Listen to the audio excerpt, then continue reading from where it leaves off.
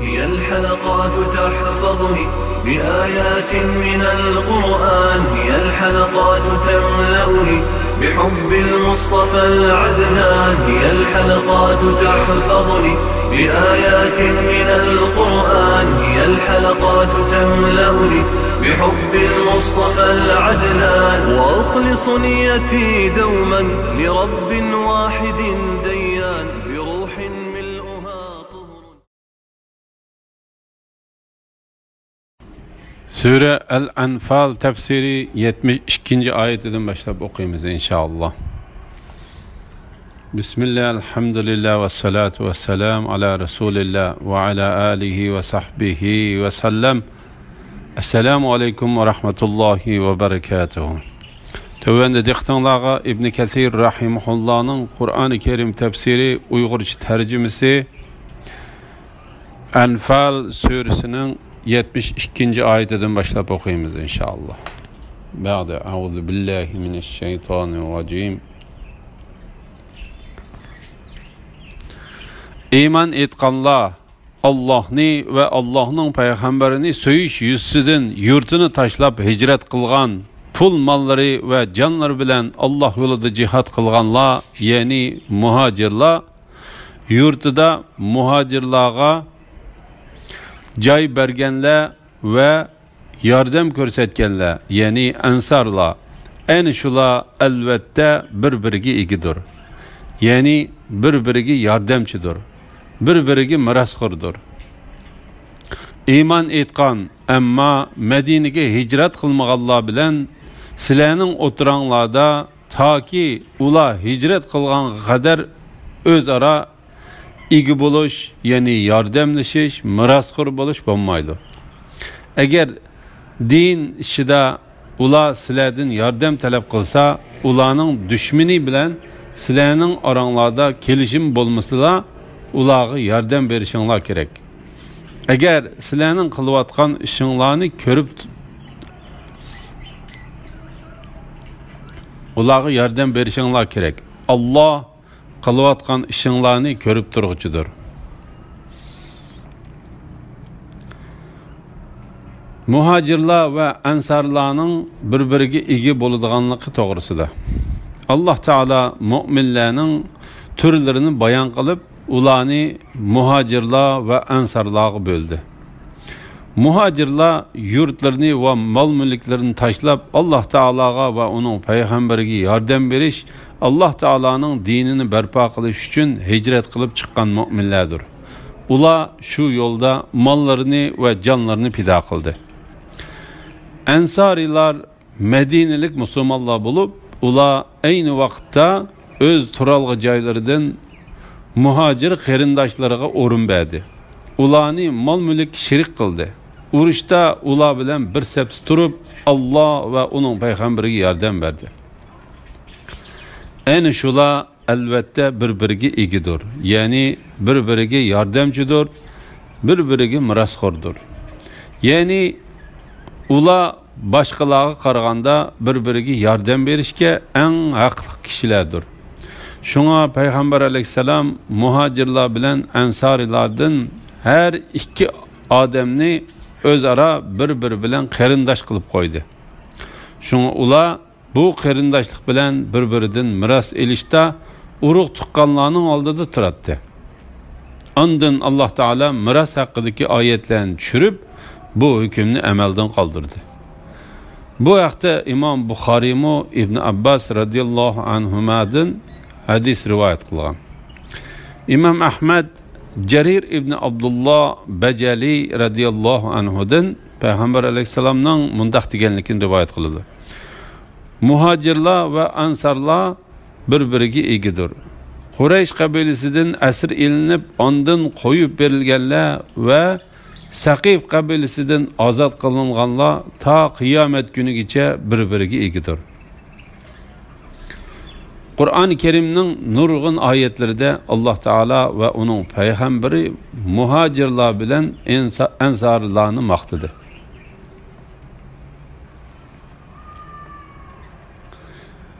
Alloh taolo bu vaqtda mundaq deydi: Hammadan ilgari iymon etgan muhacirlar va ansarlardan yaxshilik qilish bilan ularga ergashganlar, ya'ni tabiinlar va qiyomatgacha ularning yo'lida manganlardan Alloh rozi bo'ldi.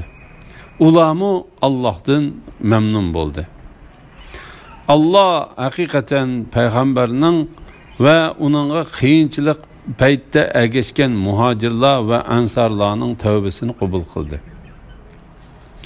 Ular g'animatning bir qismi diyoridan haydab chiqarilgan, mol mulkidan ayrilgan faqir muhojirlarga xosdir. U g'animatning bir qismi diyoridan haydab chiqarilgan, mol mulkidan ayrilgan faqir muhojirlarga xosdir. Ular Allohning fazlini va roziligini tilaydi. Allohga va uning payg'ambariga yordam berdi. Ayni shular iymonda sodiq odamlardir.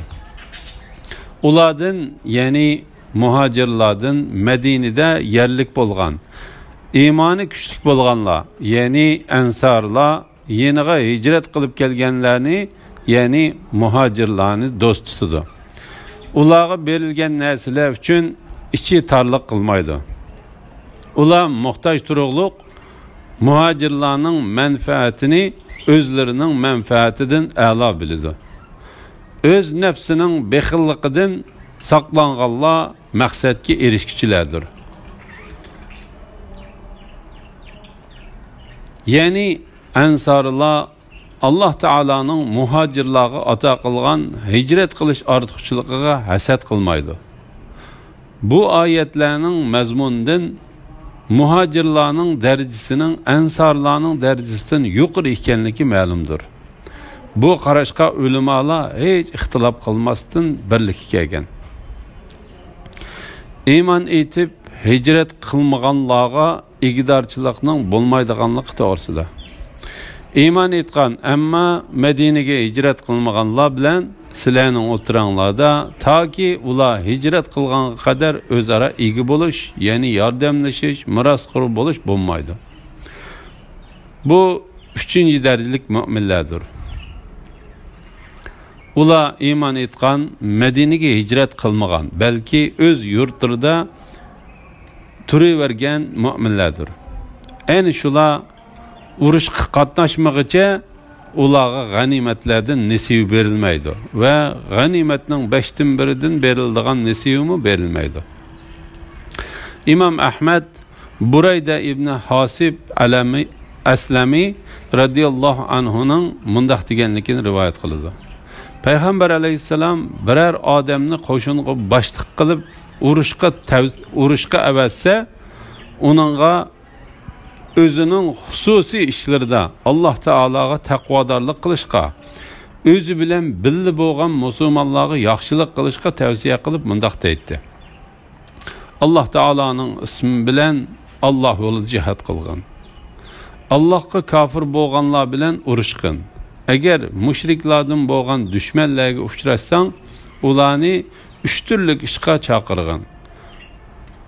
Ular u 3 ishning qaysisini qabul qilsa, senmi ulardan shuni qabul qilgan va ularga tajovuz qilmagan.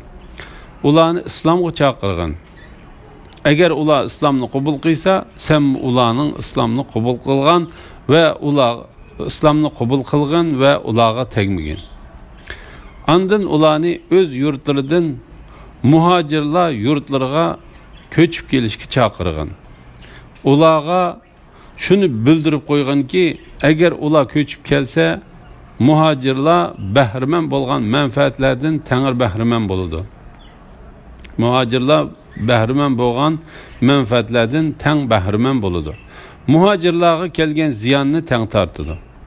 Agar ular ko'chib kelgini unamay, o'z yurtlarida qolishni ixtiyor qilsa, ularga bildirib qo'yganki, ularga sahrolik musulmonlarga o'xshash muomala qilindi. Ularning ustiga Alloh taolaning mu'minlar ustiga yurgiziladigan hukmi yurgizildi. Ular musulmonlar bilan bir safda turib jihadga qatnashmoqcha, ularga urushsiz elingan g'animatdan nasibi berilmaydi va urush bilan elingan g'animatdan nasibi berilmaydi. Agar ular islomni qabul qilmasa, ularni jizya to'lashga chaqirgan. Ular jizya to'lashni qabul qilsa, senmi qabul qilgan va ularga tegmagan. Agar ular jizya to'lashni qabul qilmasa, Alloh taolodan yordam tilaganda ularga qarshi urush ochgan. Bu hadisni Imom Muslim rivoyat qilgan. Bu hadisga İbn Abbas radıyallahu anhumadan rivoyat qilingan mundaq bir ziyoda bo'lim bor. Agar din ishida ular sizlardan yordam talab qilsa, ularning dushmani bilan sizlarning oranglarda kelishim bo'lmasa, ularga yordam berishinglar kerak. Alloh taolo mundaq deydi. Hicret qilmagan ana şu sahrolik musulmonlar mening dinim yo'lida urush qilish uchun dushmanlarga qarshi sizlardan yordam tilasa, sizlar ularga yordam berishinglar kerak. Agar ularning dushmani bilan sizlarning oranglarda kelishim bor, qavmga qarshi ular sizlardan yordam talab qilsa, ularga yordam qilamiz deb sizlar bilan kelishim tuzgan kishilarning kelishimini buzmanglar.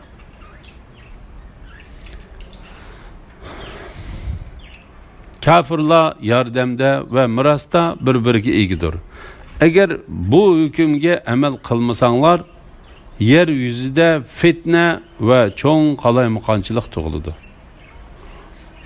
Kafirlarning bir-biriga egi bo'ladiganligi, ularning musulmonlarga egidorchilik qilmaydiganligi to'g'risida. Alloh taolo mu'minlarning o'zaro bir-biriga egi bo'ladiganligini bayon qilgandan keyin ular bilan kafirlarning orasidagi mirosxo'r bo'lish, o'zaro yordam qilish qatorliq egidorchilik qilish munosabatini uzib tashladi. Imom Hakim Usama radhiyallohu anhudan payg'ambar alayhisalomning mundaq deganligini rivoyat qiladi. İki xil dindikilar bir-biriga mirosxo'rlik qila olmaydi. Musulmon kafirga, kafir musulmonga mirosxo'rlik qila olmaydi. Ondan payg'ambar alayhisalom kafirlar yordamda va mirosda bir-biriga egidir. Agar bu hukmlar amal qilmasanglar, kafirlar yordamda va mirosda bir-biriga egidir. Agar bu hukmga amal qilmasanglar, yer yuzida fitna va cho'ng qalaymuqonchilik tug'iladi degan oyatni o'qidi.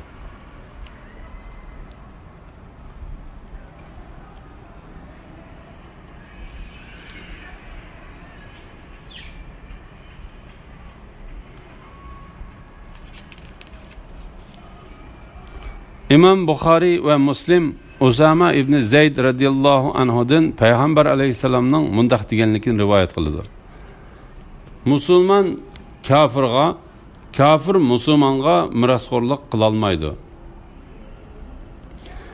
Agar bu hukmga amal qilmasanglar, yer yuzida fitna va cho'ng qalaymuqonchilik tug'iladi. Ya'ni mushriklardan yiroqlashib, mu'minlarni do'st tutmasanglar, insonlar orasida fitna tug'iladi.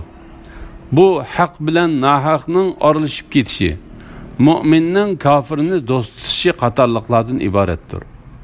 Shundaq bo'lganda insonlar orasida keng tarqalgan va uzunga so'zilgan qalaymuqonchilik tug'iladi. Iymon etganlar, Madinaga hijrat qilganlar, Allohning yo'lida jihad qilganlar, yurtida muhacirlarga joy berganlar va yordam ko'rsatganlar, ya'ni ansarlar, ayni shular haqiqiy mu'minlardir. Ularning gunohi mag'firat qilindi. Ular jannatda esil rizqqa ega bo'ladi. Keyin iymon etib Madinaga hijrat qilganlar va sizlar bilan birga jihad qilganlar sizlardan sanaldi. Allohning hukmida urug' tuqqanlar bir-biriga mirosxo'r bo'lishga yotlardan eng haqliqdir. Shubhisizki Allah her şeyini bilib turg'uchidir. Haqiqiy mu'minlar to'g'risida Alloh taolo mu'minlarning dunyodagi hukmini bayon qilgandan keyin ularga ularning oxiratdagi hukmini bayon qildi va ularning haqiqiy iymon egalari ekanligini xabar berdi. Bu haqda bu suraning 5-ida to'xtalib o'tgan edik. Allah subhanahu va taolo kelgusida ularni agar ularning gunohlari bo'lgan taqdirda mag'firat qilishi va kechirim qilishi orqali esil rizq bilan mukofotlaydi.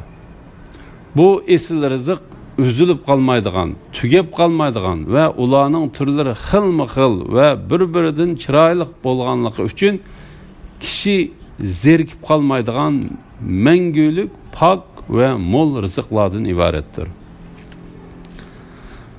Allohu akbar. Ondan Allah Taala dünyada ularning haqiqiy iymonga va yaxshi amallariga ergashganlarining mu oxiratda shular bilan birga bo'ladiganligini bayon qilib mundaq dedi. Hammadan ilgari iymon etgan muhojirlar va ansarlardan yaxshilik qilish bilan ularga ergashganlar, ya'ni tabiinlar va qiyomatgacha ularning yo'lida manganlardan Alloh rozi bo'ldi. Ularmu Allohdan mamnun bo'ldi. Allah ularga ostidan o'stanlar eqib turadigan jannatlarni tayyorladi. Ular jannatda mangu qoladi. Bu cho'ng baxtdir. Ulardan keyin kelganlar Rabbimiz bizga va bizdan ilgari iymon etgan qarindoshlarimizga mag'firat qilgan, dillarimizda mu'minlarga qarshi dushmanlik paydo qilmagan. Rabbimiz sen nihoyat mag'firat qilguvchisan, mehribonsan deydi. İmam Buxoriy Payg'ambar alayhissalomning mundaq deganligini rivoyat qildi. İnson o'zi yaxshi ko'rgan odam bilan birga bo'ladi. Ya Allah.